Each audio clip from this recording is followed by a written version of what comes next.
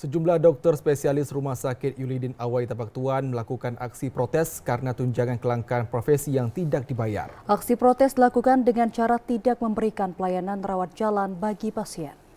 Sebanyak 35 dokter spesialis di Rumah Sakit Umum Daerah Yulidin Awai Tapak Tuan melakukan penundaan pelayanan rawat jalan dikarenakan tunjangan kelangkaan profesi mereka belum juga dibayar sejak April hingga Oktober 2024.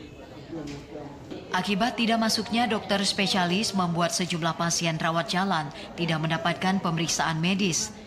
Terkait hal ini, dokter spesialis Rumah Sakit Umum Yulidin Awai Tapak Tuan sudah melakukan berbagai cara, seperti melakukan mediasi dengan pemerintah daerah melalui Kepala Badan Pengelolaan Keuangan Daerah Kabupaten Aceh Selatan, namun hingga kini belum mendapatkan titik terang.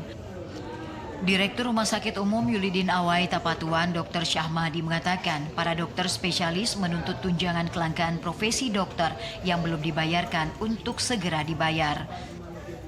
Ya, terima kasih. Ini barusan kami selesai rapat melakukan dialog dengan para dokter spesialis bagaimana kira-kira win-win solution atau jalan keluar dari tuntutan mereka itu.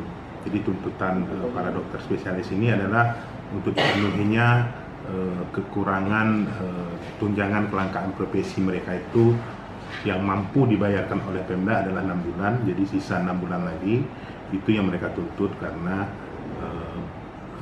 mereka merasa bahwa sebelumnya atau tahun sebelumnya mereka mendapatkan genap 12 bulan, mungkin itu. Mengenai solusi, mungkin sudah kita tawarkan beberapa solusi, salah satunya kita akan berusaha menanggulangi. Menurut Direktur Rumah Sakit, pihaknya sudah menawarkan beberapa solusi kepada dokter spesialis untuk pembayaran hak mereka dengan membayar selama 3 bulan dengan menggunakan anggaran BLUD RSUD Yulidin Awai Tapak Tuan. Pihaknya sudah melakukan rapat dengan pejabat sekretaris daerah terkait tunjangan kelangkaan profesi dokter yang belum dibayar dan jika menggunakan dana BLUD hanya mampu membayar sebanyak 3 bulan.